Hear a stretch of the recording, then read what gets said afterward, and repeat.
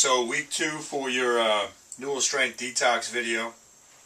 I'll keep this one a little shorter, but I have to say I'm very impressed with how everybody's been doing on the plan so far. I'm getting great feedback. A lot of the males have dropped like 11 pounds, and that wasn't the goal, but it doesn't surprise me, so we'll talk about that. I didn't have as many questions this week, which is a good thing. It means you guys are figuring it out. So some of the things I did want to talk about, though, sweating. How long do you have to sweat for? I don't really care. As long as you get a sweat, that means you've done something to get to that point. And it's not like you sweat and you just stop sweating. It takes a while for the body to cool down. So you'll actually perspire for, I don't know, 10, 20, 30 minutes after you've gotten to that point where you need to sweat. It doesn't have to be an all-out workout. You don't have to crush yourself. We're not trying to overtrain you or anything. You could sit in a sauna. You could sit in your car with the heat on. I don't care. Go for a walk around the block with dumbbells. Take your kid, your young child, walk up and down the steps with them, carrying them, whatever you got to do. Just get a sweat. A couple things with fat loss as well, because I know Devin's mentioned this topic to me a few times. Fat loss is never linear.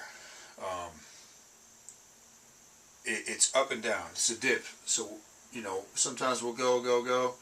We dip. Your plateau, whatever you want to call it.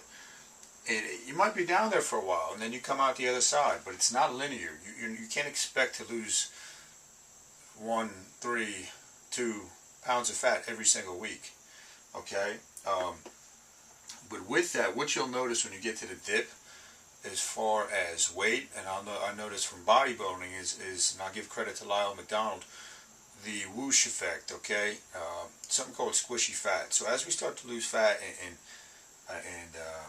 kind of the fat cell breaks open and we're trying to transport the fatty acid out of there for utilization, so that fat cell is open, what will happen sometimes is if the fat cell opens up, it'll fill with water. Okay, and it'll feel soft, it'll feel different. So the water's sitting there, nobody knows why or how long it stays in there. Then it'll come out, and at that point you'll have another big drop in weight or seemingly body fat. But that's what's going on there. If you notice, different fat stores are getting soft, but they're still there. That's usually what's going on. It's not very scientific, but that's what happens. And some cool tips, you guys might be able to use this week from some of my research. So we talked a lot about the liver. The liver is a filtration system for hormones, toxins, and bugs like bacteria, fungi, all that type of stuff. Very important. A lot of this goes back to Chinese medicine, guys, or Eastern medicine.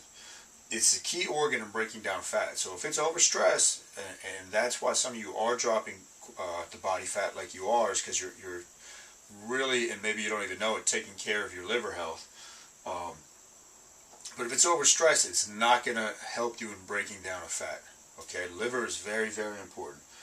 Another important thing, and this could tie into some of the fat loss we've seen, is 80% of your thyroid function occurs in the liver.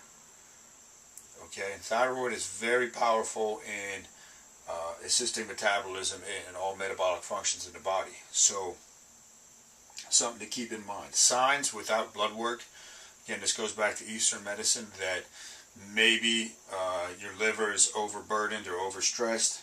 Cortisol, which I'll talk about more in a second, so that big pot belly, that hard belly, a white film down your tongue with a split in the middle, and something Charles Poliquin taught me was, if you wake up in the middle of the night and you cannot fall back to sleep, and I think even Chinese medicine gets as specific as, if you wake up between 1 and 3 a.m., that's something going on with the liver. So things to look at. You can do the cranberry juice, unsweetened, 4 ounces with water. Great. It's pretty bitter, but great at helping detox the liver in phase 2 detoxification. And something cool I just learned today, broccoli sprouts, not the actual broccoli, the flower part, but the sprout. The sprout has about, one sprout has the equivalent as far as phytonutrients and the cancer-fighting properties as 1.25, so 1¼ pounds of regular broccoli, you know, the heads. So broccoli sprout. So buy yourself some of that. Quickly, I told you I'll tell you about cortisol. When we see that hard fat, that visceral fat, that's fat that's deep, and you can't really pinch it, but it's got a very good blood supply, so that's a good thing. It means it's easier to lose, but it signifies stress, whether it's physical, mental, whatever. The reason it lays down like that, if the body perceives as stressed or is threatened, it's going to start packing fat around the organs to protect them.